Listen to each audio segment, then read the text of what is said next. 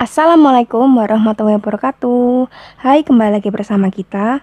Pada kesempatan kali ini, kita akan membahas materi tentang gerakan anti globalisasi. Yuk kita langsung mulai materinya. Globalisasi. Mungkin teman-teman udah nggak asing lagi dengan istilah globalisasi ini kan? Karena nggak mungkin anak zaman sekarang nggak tahu globalisasi. Dan bahkan orang tua kita tahu dengan istilah globalisasi ini. Globalisasi sendiri dalam klaim para globalis akan membawa kehidupan demokratis ke seluruh dunia sebagai wujud kehidupan yang paling baik. Namun, kenyataannya justru sangat kontradiktif. Globalisasi telah menciptakan kekuasaan-kekuasaan global yang bersifat otoriter oligarkis melalui lembaga-lembaga keuangan internasional dan perusahaan-perusahaan multinasional yang bekerja sama dengan negara-negara kaya. Karena itu, yang berdaulat dalam era globalisasi bukanlah rakyat sebagaimana dikehendaki demokratisasi, tetapi korporasi-korporasi internasional dan lembaga-lembaga keuangan internasional. Faktor yang mempengaruhi adanya globalisasi. Yang pertama, perkembangan iptek. Kita kan udah merasakan bagaimana pesatnya perkembangan teknologi sampai saat ini. Dari HP Nokia yang dulu cuma petek-petek dan bunyinya cuma celulit-celulit, dan sekarang sampai jadi HP iPhone atau HP Android. Terus yang kedua, perkembangan informasi dan transportasi. Sekarang kita dengan mudah terhubung antar kota, antar pulau, ataupun antar negara. Bisa melalui pesawat, kereta api, ataupun bus juga bisa. Dan bahkan sampai saat ini, tiket-tiket dari armada tersebut bisa dibeli lewat online. Nah, dan ketika kita juga ingin berhubungan dengan saudara kita yang jauh atau kerabat kita yang jauh, kita nggak usah susah kirim surat seperti zaman dulu. Karena saat ini sudah tersedia berbagai layanan seperti media sosial seperti Instagram, WhatsApp, atau yang lain. Terus yang ketiga, adanya kerjasama antar negara. Terus yang keempat, kemudahan dalam distribusi barang maupun jasa. Sekarang kita beli barang di Malaysia misalnya, mungkin semingguan udah datang. Kalau dulu ya mungkin sampai berbulan-bulan. Terus yang keempat, semakin harmonisnya hubungan antar negara. Yang keenam, kebutuhan sumber daya alam yang berkurang. Untuk saat ini mungkin sumber daya yang paling dipakai adalah sumber daya mesin ya, kalau menurut saya. Dampak positif dari globalisasi. Yang pertama, teknologi berkembang dengan sangat cepat. Kedua, kemudahan dalam mendapatkan informasi. Yang ketiga, kemudahan mendapatkan kebutuhan pribadi. Yang keempat, kemudahan dalam melakukan komunikasi dengan orang lain. Yang kelima, hubungan antar negara menjadi lebih baik. Yang keenam, kemudahan dalam melakukan transaksi. Yang ketujuh, kemudahan dalam melakukan bisnis. Dampak negatif. Yang pertama, potensi tingkat kriminalitas semakin meningkat. Yang kedua, mudahnya paham-paham yang tidak sesuai masuk ke dalam suatu negara. Ketiga, hilangnya kreativitas diri seseorang. Keempat, sikap individualis menjadi lebih dominan. Lalu, hilangnya minat masyarakat terhadap bidang pertanian. Lalu, hingga jiwa nasionalisme seseorang. Dan yang terakhir, hilangnya budaya nasional. Nah, sekarang kita masuk ke materi utama, yaitu anti globalisasi. Yuk! Sebuah ideologi perlawanan untuk mengakhiri kekuatan korporasi multinasional, IMF, Bank Dunia, dan WTO sebagai instrumen kesepakatan global untuk pertumbuhan ekonomi. Nah, ciri gerakan anti globalisasi terdapat 3, yaitu anti kapitalisme, anti globalisasi, dan anti kepentingan korporasi. Penyebab timbulnya gerakan anti globalisasi yaitu tidak inginnya sekelompok masyarakat kehilangan kemurnian kebudayaan yang telah diturunkan oleh para nenek moyangnya. Pro-globalisasi versus anti-globalisasi.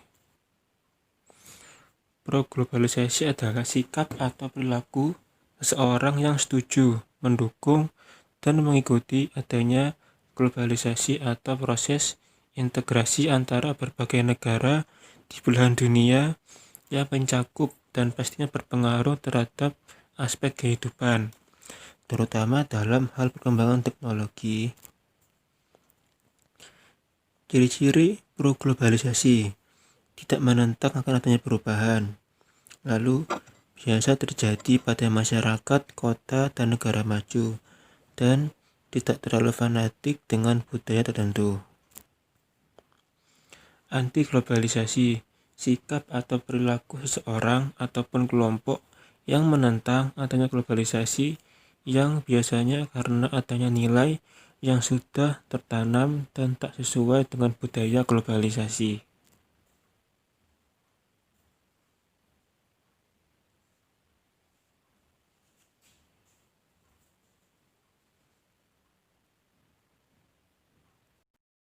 Nah, selanjutnya yaitu ciri-ciri anti globalisasi.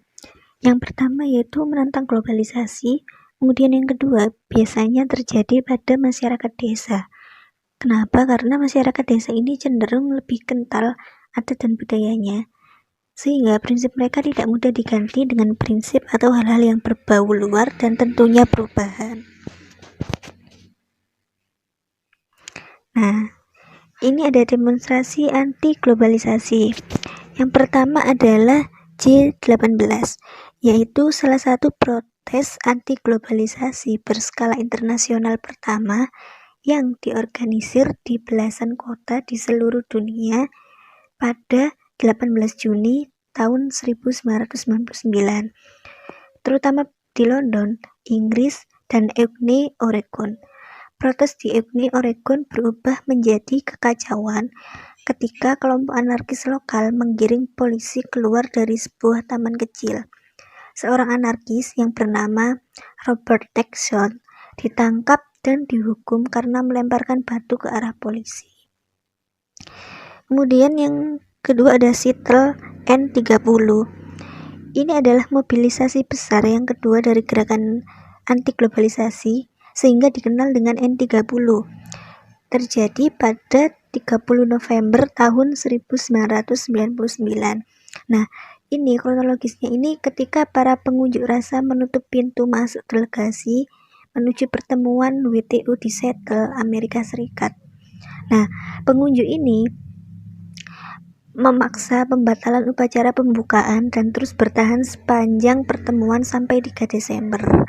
Nah, aksi besar yang diizinkan dilakukan oleh anggota AFL-CIO dan aksi besar lainnya yang tanpa izin terbagi dalam berbagai kelompok. Nah, para pengunjuk ini dan polisi anti huru-hara Seattle bentrok di jalan setelah polisi menembakkan gas air mata dan pengunjuk rasa yang menutup jalan.